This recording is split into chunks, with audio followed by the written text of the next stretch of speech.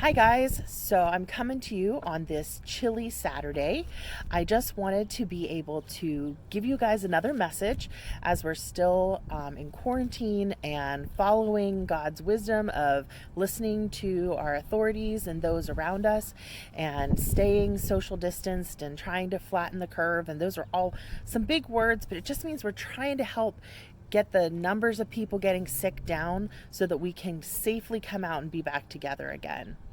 So it kind of has made me think about the tough time that we're going through right now, and how sometimes we just feel like, how is this happening, and what have we done to deserve something that makes us just be separated from each other, and why do bad things happen? And so it just made me start thinking about somebody from the Bible who experienced a lot of bad things that happened to him.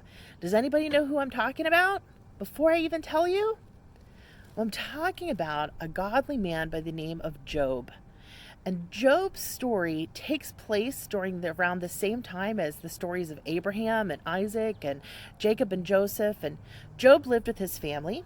He had a wife and he had 7 sons and 3 daughters. And they lived in a town called Uz. Uz is spelled U-Z. And Job had everything going for him. He owned lots of sheep and camels and donkeys and oxen. And in those days, somebody's wealth was determined by how many animals they owned. And so Job had like 7,000 sheep and 3,000 camels. So in the Bible time, Job was considered the wealthiest man living in Uz. But Job's riches weren't the only thing that the Bible talked to us about. The Bible says that Job was an honest man, inside and out. He was a man of his word, and he was totally devoted to God. Job was such a good example for us of godliness and character that God bragged on him a little bit. And he said to Satan that Job was the finest man in all the earth. He is blameless, a man of complete integrity, and he fears God and stays away from evil. So Job sounds like the kind of guy that God would protect from suffering and loss, doesn't he? The kind of guy that wouldn't experience bad things. But if you know anything at all about the book of Job, you will know that Job went through a terrible time of suffering and loss. The devil wasn't impressed with what God had to say about Job, and he challenged God to allow him to take everything away from Job, so that Job would no longer be faithful to God, but would curse God to his face. So God told Satan that he could do whatever he wanted with Job, except the devil wasn't allowed to take Job's life. Well, in the book of Job, the list of the suffering that Job dealt with was hard for anyone to imagine. Not only did Job end up losing his children and his wealth, he was covered from head to toe in sores, painful sores that were called boils. And to make matters worse, Job's wife didn't care. She provided no comfort. And his friends that came to comfort him really didn't comfort him. They accused him that he must have committed some terrible sin against God, that God caused the suffering.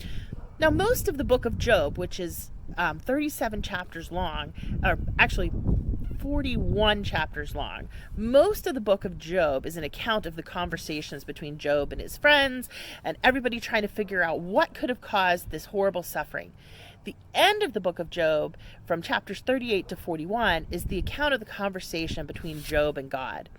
God confronts Job with question after question about his own character, and Job has no answer for any of them. In the end, Job realizes that even when he can't make sense of his suffering, he must still remain loyal to God, who has blessed him with so much, then allowed it to be taken away. That Job found that even through his suffering, the most important thing was to keep his faith and his focus on God. The Bible tells us in Romans chapter 8, verse 28, that all things happen for the good and for the benefit of God.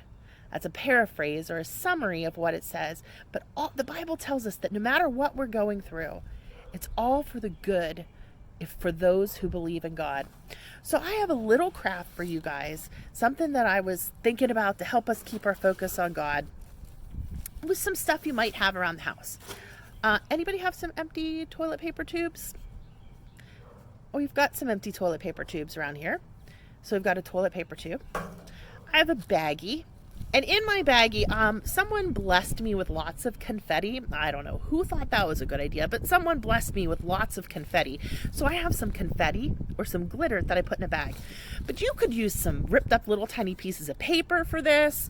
You could use some glitter if you have it, or some other confetti, or maybe you have some of those little birthday party things to sprinkle on a table. You could use whatever you wanted to put in this bag, even some rice or some beans, because really what we want is we want something to clutter up our bag. But then you also want to take in a different colored piece of paper and make a cross. And you're going to put that cross in your baggie amongst the glitter and things. And then make sure you seal the bag so you don't dump it all over the floor, because I don't want anybody as adults getting mad at me for stuff on the floor, because nothing I hate more than glitter on my floor.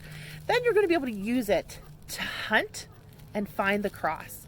Because what we need to remember is, even in our times of suffering, is that if we focus on God, that He is faithful to have all things work for the good for those who believe and trust in Him.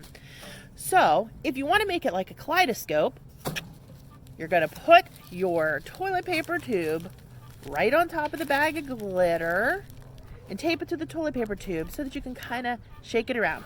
Or you can do it like I'm going to do it and just have a fidget bag so that you can move it around and focus. Here it is, on finding that cross, so that we can be focused on the one who promises to keep all things to work for the good for those who believe and trust in Him. So I know we're separated. I know it's hard. I know it's tough. And I know that feels like it's just getting longer. But God is faithful. He is good and just, and He will bring us back together again. So just like Job, we have to remember to stay faithful to Him, and He will make it all work for us, even though there's stuff we're going to miss out on, or stuff that may end up happening that's total bummers.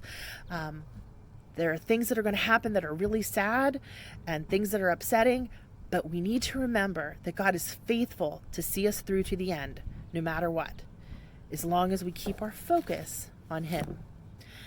Until we can be together again, I hope that you all stay well, stay healthy, and continue to learn and love God as I know you all do.